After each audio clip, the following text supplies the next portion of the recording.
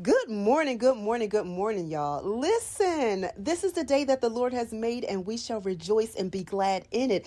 It's another What's Happening conversation with Carl and Renee. And y'all, listen, I hope that the snow has melted in your area. I'm beginning to see a little sunshine. And speaking of which, we're going to bring some sunshine to this radio station this morning, to our platform. We've got Miss Priscilla Harris. Hey, Miss Priscilla. Hey everyone. Hi. Good morning. Good morning. Good morning. And listen, Priscilla, Carl usually mess with me on these calls because I'll be like starting off rapping. Hello, everybody. I'm Renee. I can to rap to you each and every day. And so I wasn't going to do it, but just because I know it messed with him, I went on and did it. That's my wheelhouse because I'm from Jersey, so I'm just a long lasting and forever rap fan. I mean, I grew up in that era, so I'm like everything about rap. Even in my album that we're going to talk about today, I have rapping on that and spoken word because that's where I come from. That's my background. Ooh, see, I love it. I told you, Carl, didn't I? I told you, Carl, this is going to be good. So, okay. All right.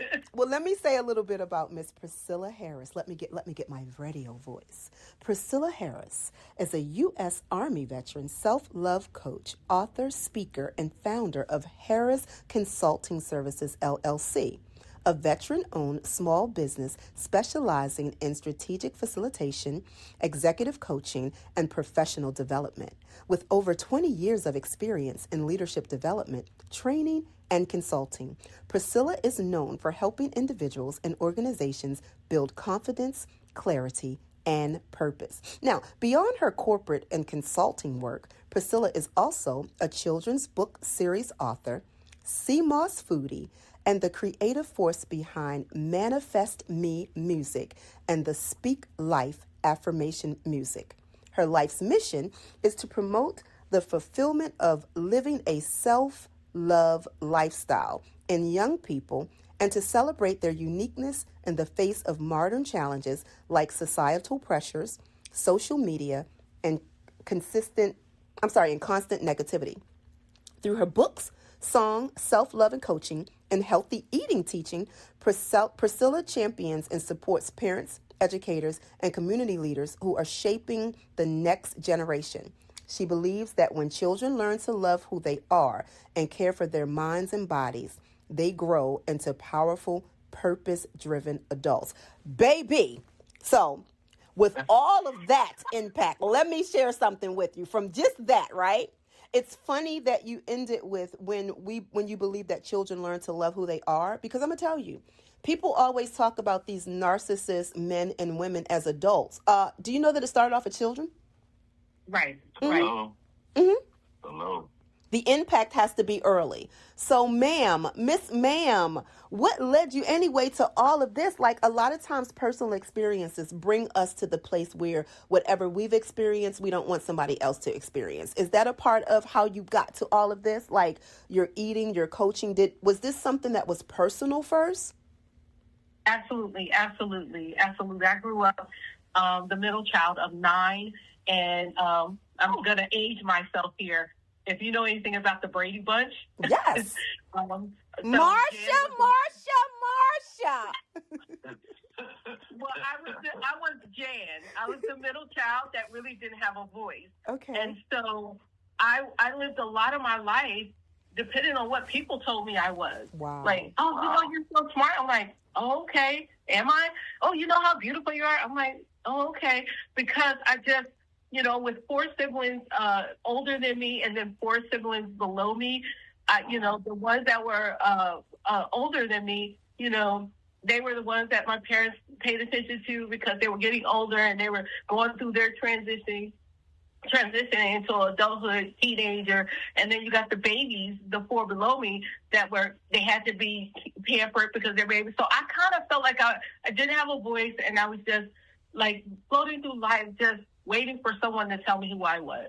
Wow. So my music, my books, and all of those things is, like you stated, is to help children understand early who they are. My actual book, a series, I have another one coming out, but my current series is called I Say Who I Am, which teaches children at a young age that what they say about themselves in the mirror matters the most. And I push affirmation for them to let using the alphabet.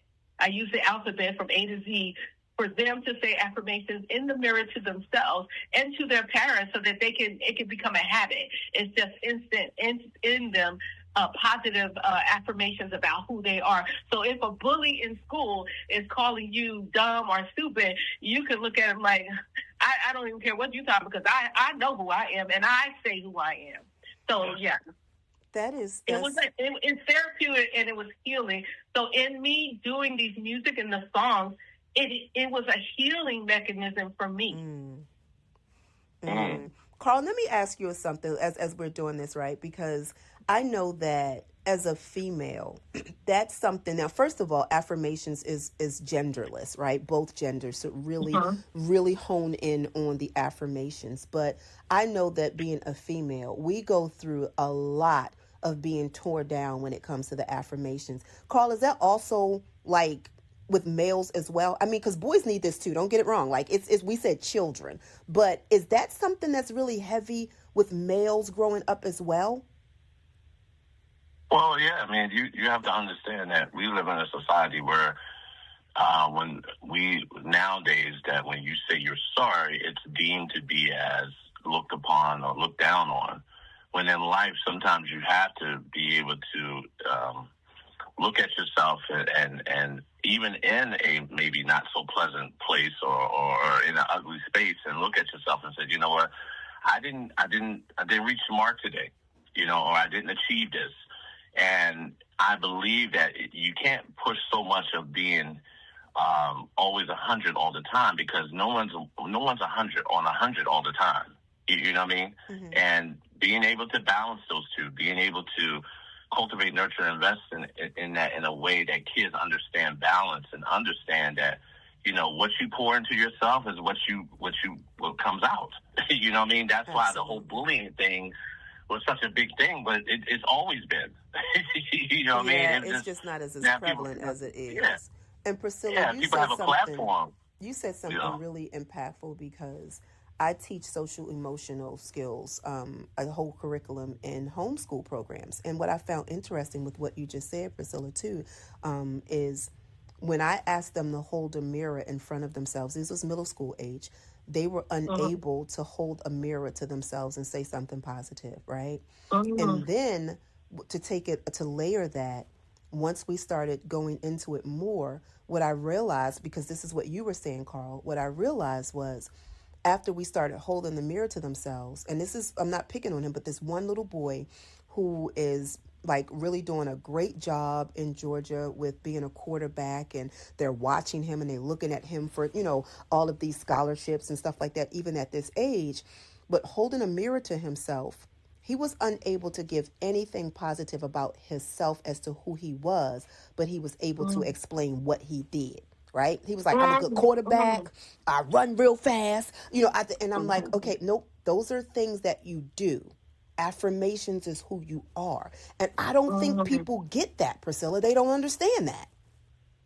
Let me break that down for you. So my program is that I teach, and I focus on young people and women. I'm just going to be transparent with that. Absolutely. But I totally agree with what you said. It's not just predicated to young people, and whether male or female, and women. Men need it too. Yeah. I do this program called Living a Self-Love Lifestyle, and I explain the difference between self-love versus self-care. Come on. Self-love is an internal work. That's an internal work that has no involvement with anything outside, your job, your intellect. No.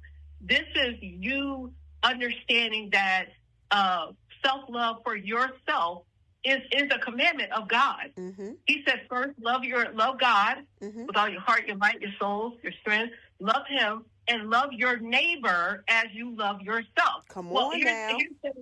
Here's the problem in the issue that we're having in humanity is people don't love themselves. Right. So they have no idea how to love others. Just like you just illustrated with that young man.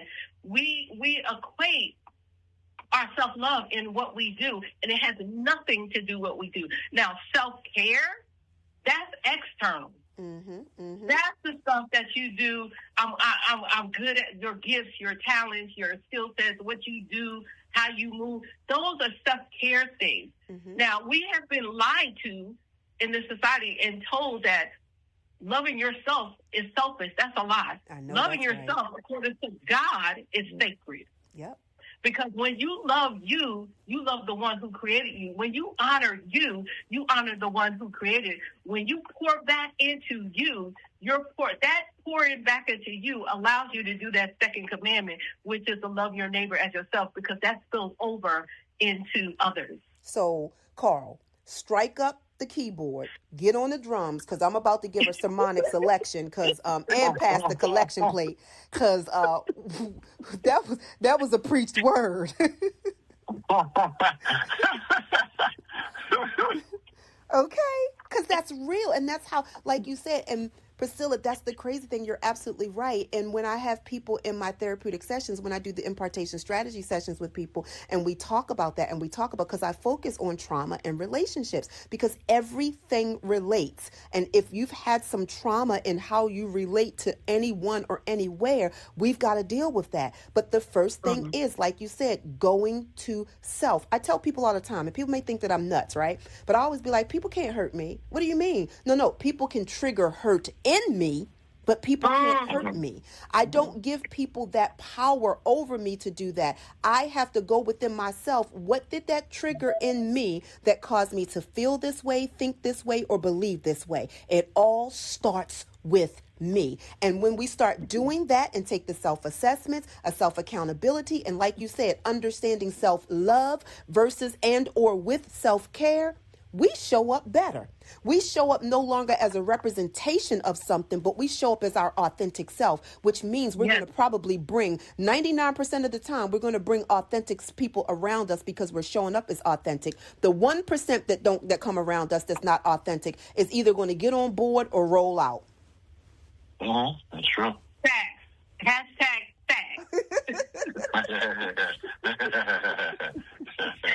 Absolutely. And that's where we get all these toxic relationships and situationships and complicated ships. And all these ships need to sail somewhere, because this platform with people like you are here to talk about how we no longer have to be rolling in them kind of ships, but that we have great interactive relation, positively building foundational principle relationships with each other. Absolutely. I love it. And can I just share that I grew up believing that loving others, first of all, my mom and my dad, they divorced when I was very young. So that right there was a traumatic event. Even though I was young, it still was traumatic, because I don't care what anyone say, God created the man and the woman to be as one. The two became one to produce other children, and there is something special about that connection, because even after my mom they divorced and my mom left, and I was actually raised by my father, there was still a longing for my mother. So I set out to say I grew up believing that loving others meant giving everything away, because that's what I felt like that's what it meant. So supporting and providing for people generously while doing the bare minimum of myself. I would go to Macy's, the mall, and buy people things, and go to Goodwill for myself. So I thought self-sacrifice was proof that I wasn't selfish, and that the world would see my heart through how much I poured out. But the irony of this, and we have to be careful with this, is that even while I was given so much time, patience, forgiveness, money, etc., I often felt unloved, unappreciated, unsupported by the very people I worked so hard to love. My needs stayed quiet while everyone else became the priority, the urgent priority in me to keep them in my life. So over time, I found myself living in a lingering toxic version of selflessness. And there is a toxic version of selflessness rooted in not healthy love, but in a codependence. Oh, baby, you better keep it coming. Keep it coming. Mm-hmm. Yeah, I was afraid that if I didn't go overboard with people, that they didn't want to be my friend. And that's because I didn't have self-love for myself. And so my needs stayed quiet while everybody else became, like I said, urgent. And then I found myself rooting in not a healthy love, but that codependence, like I said, and I was over-giving just to compensate, to keep people in my life mistaking, them misunderstanding me as exhaustion for devotion and emptiness for loyalty. So it took inner reflection and the courage to realize that same love that I was giving people was the same love that I needed to choose to include myself in it. My God. Absolutely. I share with people all the time. When you be your first best friend. Everything that you just said, everything that you would give to somebody else. And it's challenging for people, though, sis. It's challenging, Carl, because it's like you said, to go out to Macy's and spend for somebody else, to do that for yourself without that self-love, it feels weird. I've been in that same place with you, sweetheart. And like you said, then if you become a mother and you have children, oh my gosh, the sacrifice is almost like a badge that you wear as a parent to make sure. And I'm going to tell y'all, my children told me one day, when I got older and they were in their teens, they were like, Mom, we've watched you feed us and your husbands before you feed yourself. We don't even really see you eat. And they were like, how are you loving you doing that? That hit me in the head like a ton of bricks, because I'm thinking that I'm showing my children how to love someone else. But what I was doing was exactly what you said, sis. I was showing them how to sacrifice for everybody else and not for yourself. But all the while, I thought I was showing y'all that I was being a good mommy. Well, that's a lot of the imbalance that we see in our society. Mm-hmm. It's just like with a lot of homes. Priscilla, you were talking about how that your dad was the one that really took head and really took care of the home. And after the divorce, and the thing is that we don't hear a lot of stories like that. And this is, as a man, I'm always going to, root for my brothers that, there are a lot of strong brothers out there doing what they need to do. Okay. Because a home, look, I was raised in a two-parent home. My father died when I was 16, from cancer. But the foundation that my mother and my father laid for us, it gave my mother that comfort zone or that cushion that she didn't have to feel like she had to do so much. She still mothered us, she still was a parent, things of that nature. But because of what the foundation that was laid, that I was able to connect with other men in the family or in the neighborhood who, I understood what it was to be a strong man, to be responsible, to be, not just a provider, but be someone, to be a productive citizen in life. And what we see today is that the imbalance that we see a lot of times is that it's always about like a tit for tat thing when, parents should just be parenting. You know what I'm saying? It's like, I remember some kids growing up and the mother would always talk about things about the father with the child. I'm saying to myself, that's not healthy. Mm-hmm. You know what I mean? That's not healthy, because what you're cultivating, nurturing, and investing in that child is to basically put you two on a pedestal. So who's ever doing the most, that's who you look to, or that's who you give love and cater to. And that, to me, is not a balance. That's really unbalanced, and it's not healthy, because overall, when they become adults, then that's how they're going to look at society or look at other people. You know what I mean? So a lot of times, I saw my mother do things for us, but my mother was still a person that understood what it was to take care of dad, was to take care of home, but they cultivated, nurtured, and invested in us in a way that we understood what it was to work together. But we lost that, Paul, and that's why I'm so glad to have such a guest like Priscilla. We've lost that, right? And I posted something on social media the other day about the Eunices and the Loises. We're missing them, right? Because we're not having the women of my generation, and it's funny, we're not having too many of us and Priscilla's to be able to teach what we're teaching and what we're living. That's the best teaching example, is living it, number one. But I had a young lady over She was about 23, I think. And we were talking about that very thing. I asked her on our conversation, in our conversation for the show, I asked her, I said, what is it that your age group want from us women, from the older? And you know what she said?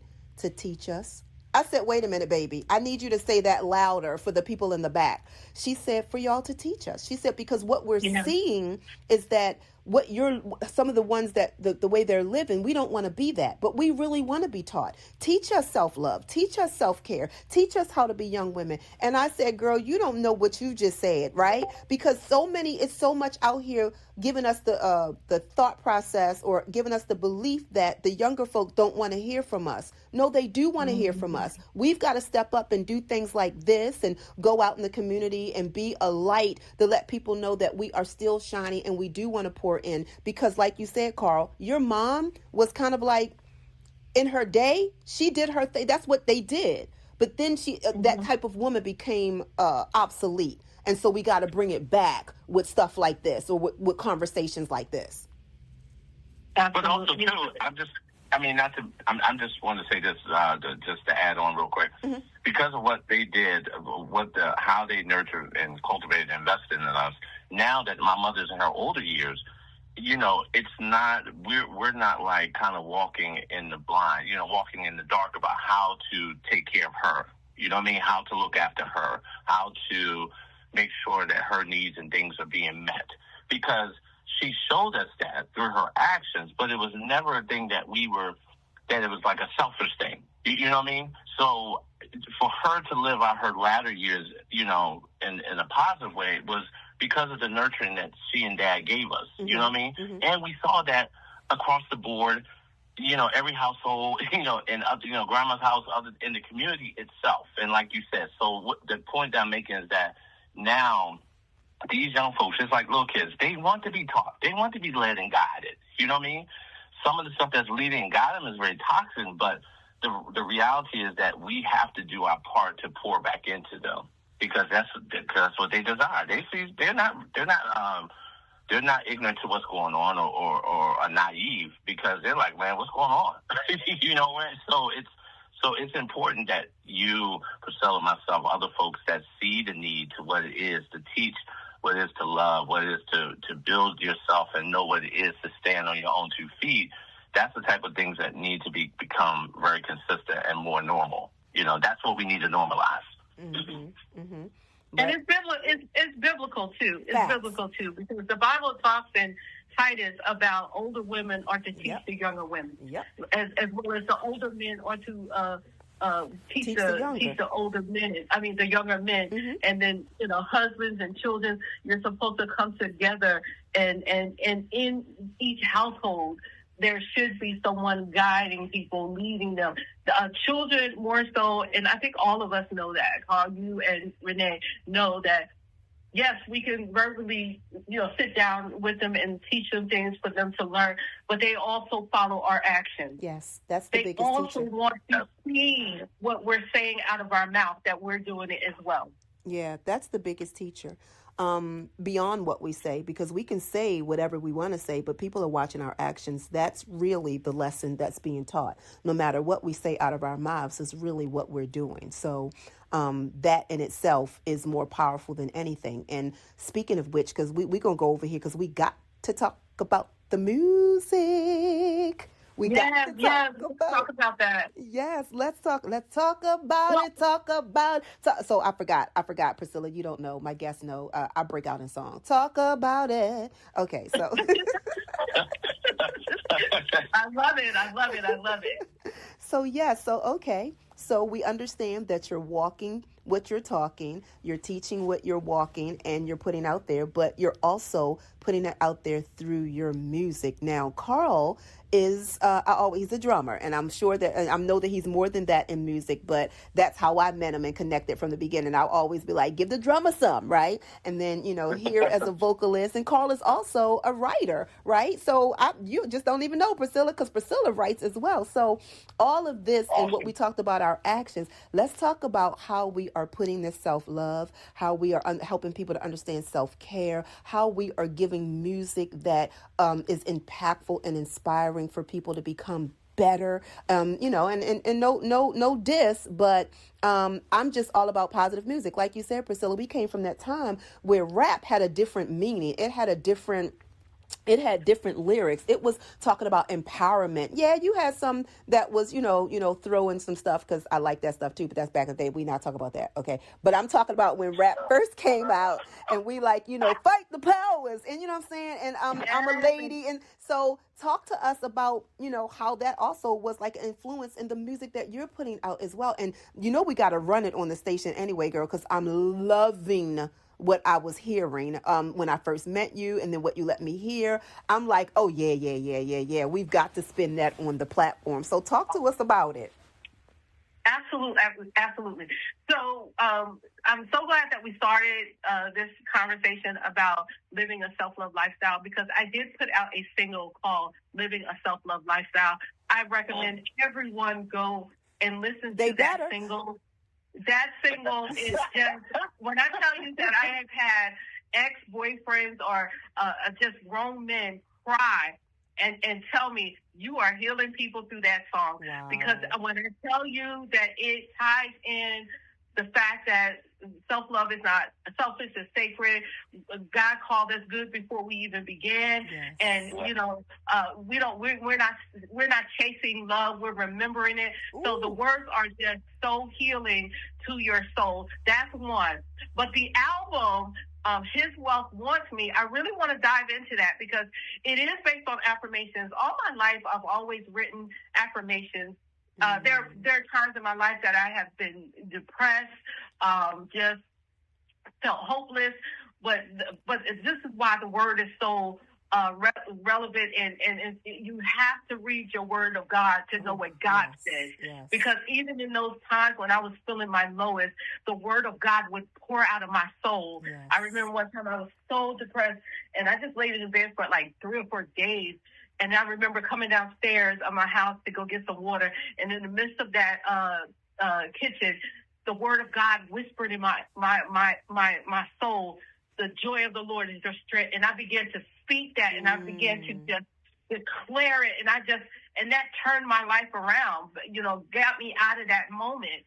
But so it's very important. Affirmations are key. The Bible says, death and life is in the power of the tongue, and what you speak out of the abundance of your heart. So you got to pour that goodness, positivity in you, so that when you need it, it will pour back out. So my album is called His Wealth Wants Me.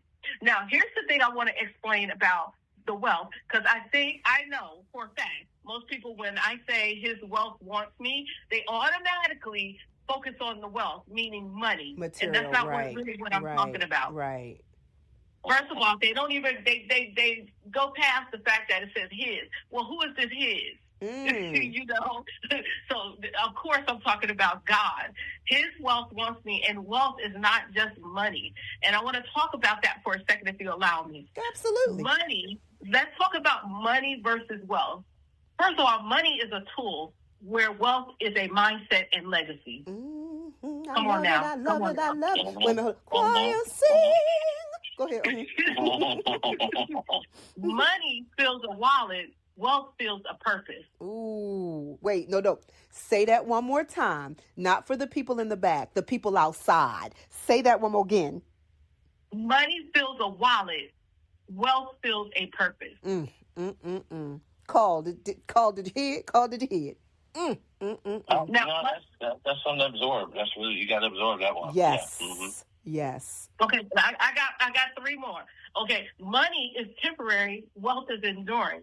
Money can disappear overnight. Markets change, jobs end, circumstances. But biblical wealth includes wisdom, favor, relationships, character, and legacy. I'm going to pause. Mm-hmm. Selah. So money is what you hold. Wealth is what you build. Come on.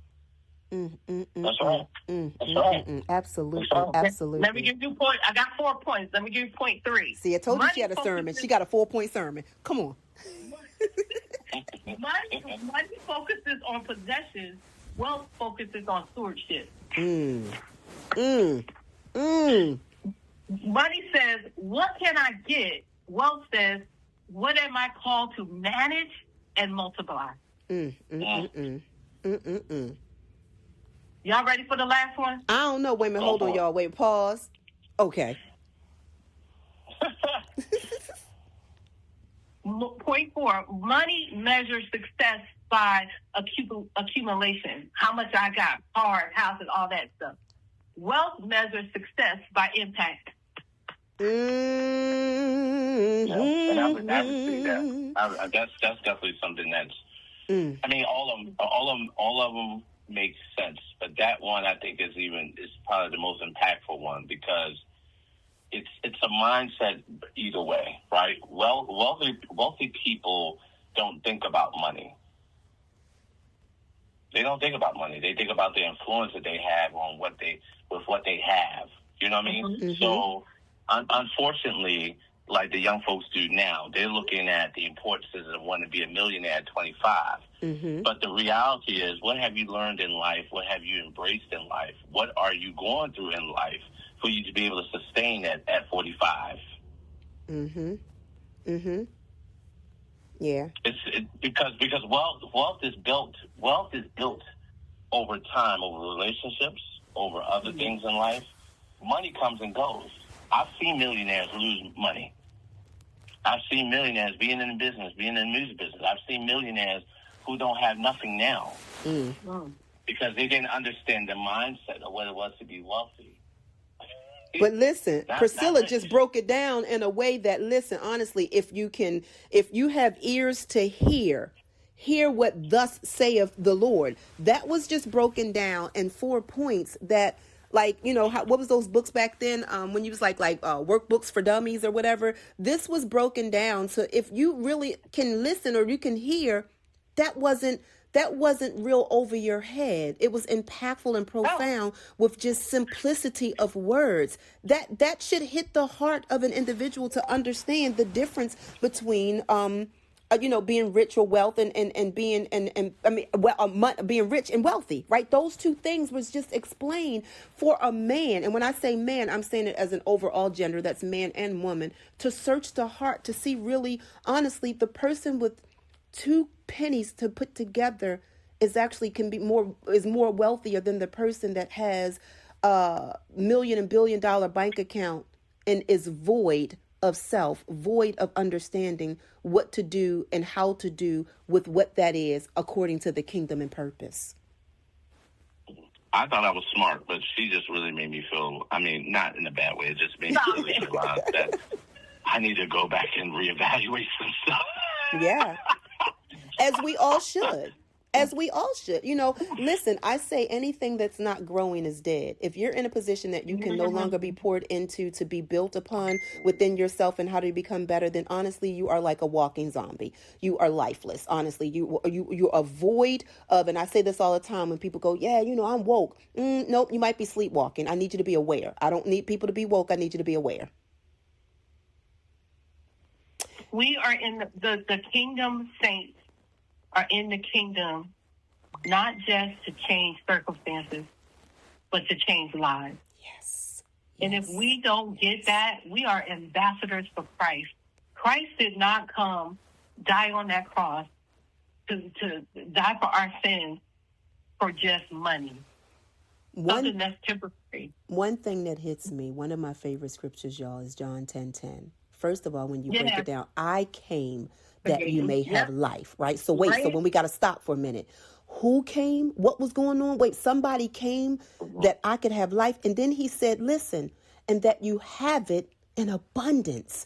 And so when God had been dealing with me with that for a while, and I haven't even said anything, but I'm about to drop my book, Coming Back to Me. And I named it Coming Back to Me is because we have to really know who we are, right? So we got to come back to that. And the book is about living above survival, right? A lot of us are out here, and it's not a diss, but yes, you may have survived something, but surviving is the lowest thing on the totem pole. It's survival, then it's thriving, but abundance is the goal. So that's how we should be living. And that's the book I just wrote, learning how to live above that. Because sometimes even though we've survived, we still stay stuck in survival mode and using survival tools and a survival mindset. And it never gets us to abundance. You understand what I'm saying? And so what happens is, you're absolutely right. We have been put to we are change agents. And something that God had given me just the other day, and I posted it on social media. I know that a lot of people like to, hey queen, you a queen. Well, I was like, you know what? I'm more than a queen. I'm a joint heir. A queen doesn't have say so in the kingdom. A joint heir does. Listen. Hashtag facts. I'm just saying. I'm just saying, I'm like, we got to get this thing right because, I have been on my little soapbox for years about the whole, getting away from church and understanding kingdom. Right. And understanding your authority in the kingdom. And when you understand your authority in the kingdom, then you won't be church folk and you'll operate in purpose. People in church, and no diss, like I said, but it is what it is. People that are churchy act churchy and they in church. But people who are kingdom are operating in kingdom and operating in purpose and are change agents for other people's lives. And I say this, and then, somebody else can take over the floor, the sermon, the microphone or whatever. But I am also in a place when we're talking about self-love and self-care. Baby, it took me a long while to get here from a different perspective. I was always this way, but now I'm this way in Christ. When he went into his own, when we go into our own, when we go to the people and they receive you not, let me go ahead and shake the dust off. Because see, what happens is when I used to try to play Mother Teresa and try to save the world and be Jesus with a lowercase j, God said, it don't make you no more holier trying to do my job. I only want you to deal with who I assigned you to. There's assignment and then there's alignment and then there's purpose. Somebody else can have the floor. I'm just saying.